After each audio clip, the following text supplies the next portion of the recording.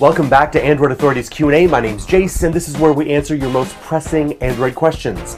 This week we cover things like, what are the most sexy, exciting new phones to come out in 2014? And of course, why are even some Nexus devices being delayed with their KitKat updates? I thought we'd just go to the source and ask Google. Okay, Google, what is going on with Nexus devices and their KitKat updates?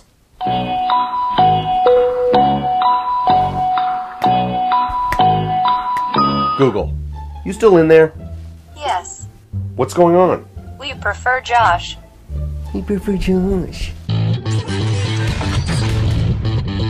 So right off the top, let's talk about KitKat updates, specifically Nexus updates. I know that many of you liked the video we did about why Android updates take so long, but many of you said that still doesn't explain why Nexus devices are still receiving a delayed update.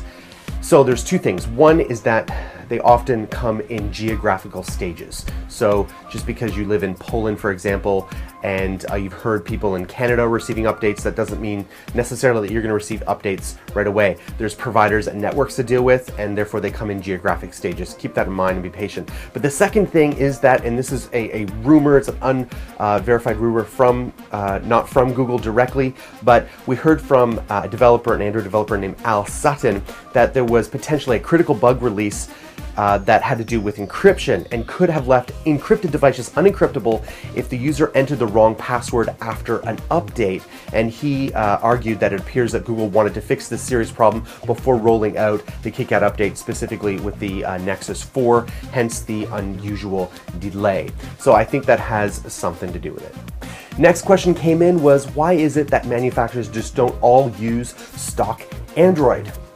Good question. It really comes down to one simple question. Why should I buy one device over another? Why should I buy a Samsung S5 that's coming out over, the HTC M8? These OEMs want to add value to the user experience, add value to the device to distinguish themselves from their competitors. Now, some might say, well, you can distinguish yourself by just having vanilla Android. It doesn't really work that way. That might be true from an Android enthusiast perspective, but from the manufacturer's perspective, they want to add value to that device to distinguish themselves among all the rest. What are some of the best Android phones coming out in 2014? Well, there's a lot, but I wanted to talk about two today, and one is the successor to the HTC One, codenamed now the HTC M8. It's a rumor right now, no official confirmation, that it will pack a 5 or 5.2-inch screen and RAM of 3 gigs. The phone reportedly boasts a 2K resolution of 2048 x 1080, and a Qualcomm Snapdragon 2.2 800 processor apparently powers the handset. And of course, many people are looking forward to the Samsung S5. It is believed that it will be a 5-inch flexible display, 2K HD Super AMOLED display, 2560 by 1440 resolution, and 587 PPI. It's expected to have a flexible chassis up to 30 degrees, 64-bit octa-core processor, at least 3 gigs of RAM, a 16-megapixel camera with 4K capture support, quad front facing speakers with S-Beats audio technology, a 4,000 milliamp hour battery. That is going to be fantastic. And of course, Android 4.4 KitKat with next gen TouchWiz on top. Next question came from Bruno, where he asked about the best stylus, pressure sensitive styluses for Android devices. So Bruno, I did some research on this for you, and I found that great reviews about the Incipio and Griffin technology, but they aren't specifically pressure sensitive. The Griffin one got great reviews, said it was highly sensitive, but it didn't specify that it was pressure sensitive. It was a bit coy about it. But there's two articles I wanted you to check out. One from Android Authority that goes into the S Pen in detail. Of course, that is pressure sensitive. It means, of course, you have to buy a new tablet if you don't already have one. But the second one was about the Xperia Z Ultra, and this is compatible with any pen or pencil that can conduct electricity. You can use it then as a stylus. I thought that was really cool.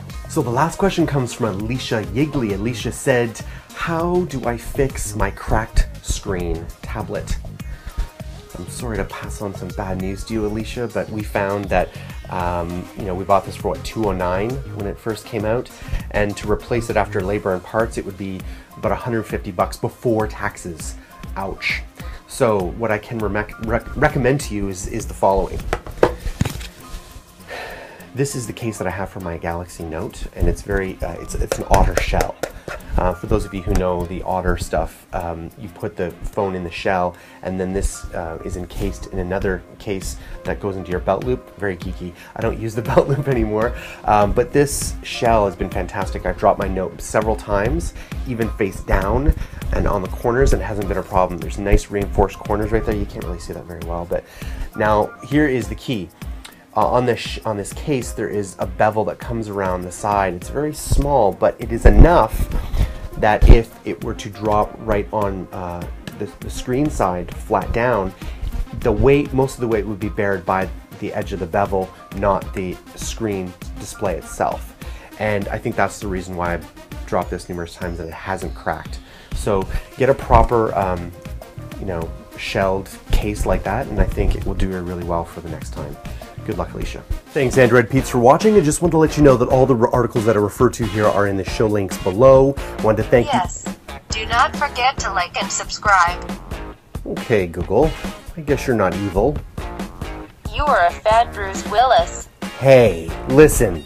Demi Moore never would have left me, okay?